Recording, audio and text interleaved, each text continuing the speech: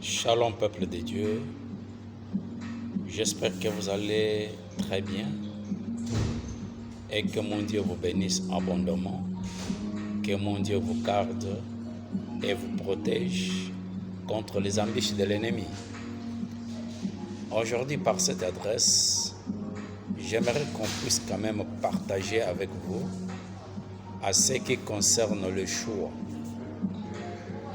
Les choix engagent la vie d'une personne. On ne peut pas faire le choix n'importe comment. On ne peut pas faire le choix par rapport à des sentiments. Donc, quand tu fais un choix, tu engages ta vie. Alors, dans le livre de Deutéronome, chapitre 30, verset 19, stipule ceci. J'apprends à témoin aujourd'hui les ciels et la terre. Je mets devant toi la vie et la mort, la bénédiction et la malédiction. Je te conseille de choisir la vie. Et voilà, le Dieu suprême nous conseille de choisir la vie. Alors c'est à la personne de faire le choix. Et Dieu ne peut pas faire le choix à ta place. Toi étant que non l'enfant de Dieu, toi étant que non le serviteur de Dieu, tu dois arriver à faire un bon choix. Parce que le choix que tu fais aujourd'hui détermine ton futur.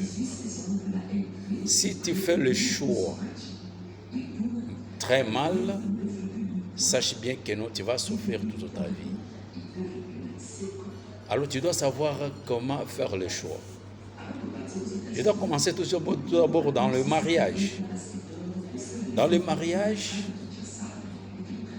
tu ne dois pas faire choisir la personne que tu vas passer le reste de ta vie par les sentiments.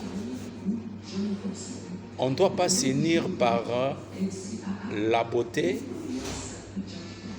ou bien par le matériel, mais on doit s'unir, on doit s'allier par une vision. C'est la vision qui compte. Tu dois choisir la personne que tu vas passer le reste de ta vie par rapport à la vision que la personne porte en elle. Parce que c'est la vision, si vous n'avez pas la compatibilité au niveau de la vision, sache que vous allez souffrir le reste de votre vie. Alors tu dois prendre donc le temps de choisir la personne que vous avez donc une vision identique. C'est ça qui permettra que vous puissiez aller très loin dans cette relation-là. Mais si tu choisis très mal, mon frère, ma soeur, alors tu vas souffrir toute ta vie.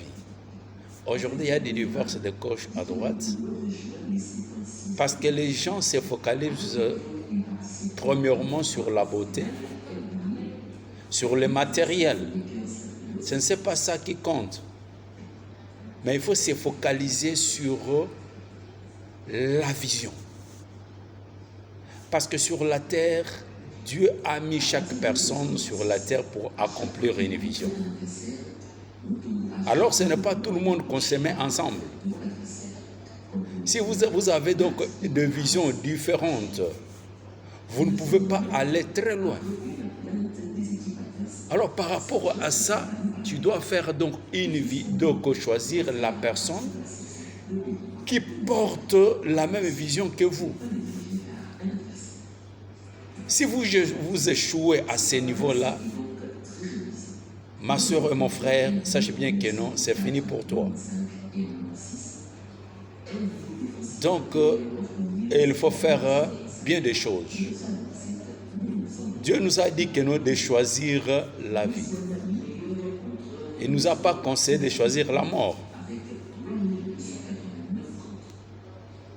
Mais dans le domaine du mariage, il y a beaucoup de gens qui se focalisent sur la beauté.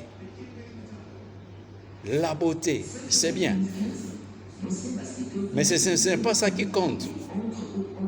Ce qui va donc perdurer, c'est la vision que la personne porte en elle. Est-ce que c'est identique avec la tienne? C'est très capital, mon frère et ma soeur. Vous devez compter sur ça. Alors que vous ne pouvez pas arriver à regretter plus tard et commencer à intercéder. Il ne faut pas arriver donc dans les mariages pour devenir un intercesseur. Mais il faut chercher à être une femme heureuse, un homme heureux qui commencera toujours à célébrer. Dans les mariages, on doit célébrer. On doit donc se jouir. On doit être dans la joie. Mais si on choisit très mal, alors sache bien que non, on commencera à intercéder tout au long de ta vie. Alors pour ne pas en arriver là, il faut bien choisir.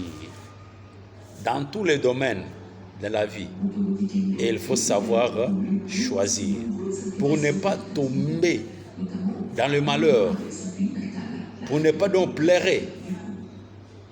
À ce qui concerne notre choix, Dieu ne s'ingère pas là-dedans. C'est toi la personne, parce que nous collaborons avec Dieu. Alors quand toi tu vas faire le choix, tu vas venir maintenant dans la présence de Dieu, que Dieu puisse approuver cela. La personne que tu as choisie, est-ce qu'en elle,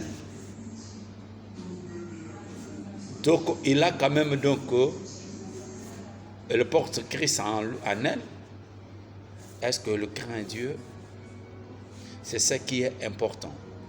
Si non, sache bien que non, Dieu va nous dire carrément que non, il ne faut pas donc aller avec cette personne.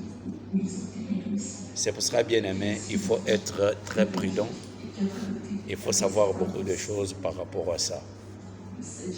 Si on n'arrive pas donc à faire bien des choses, alors on va regretter plus tard, on va pleurer.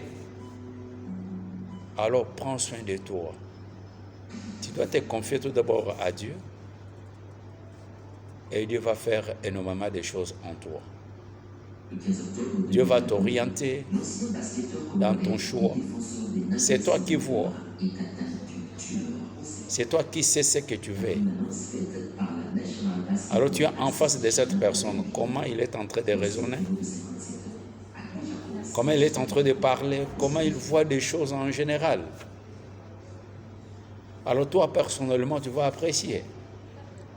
Et dès que tu apprécies que non, la personne porte la vision, la même vision que toi, alors à ce moment-là, tu vas venir dans la présence de Dieu. Demandez maintenant dans le domaine spirituel. Est-ce que la personne là craint Dieu? Est-ce qu'il marche dans la droiture, dans la parole de Dieu?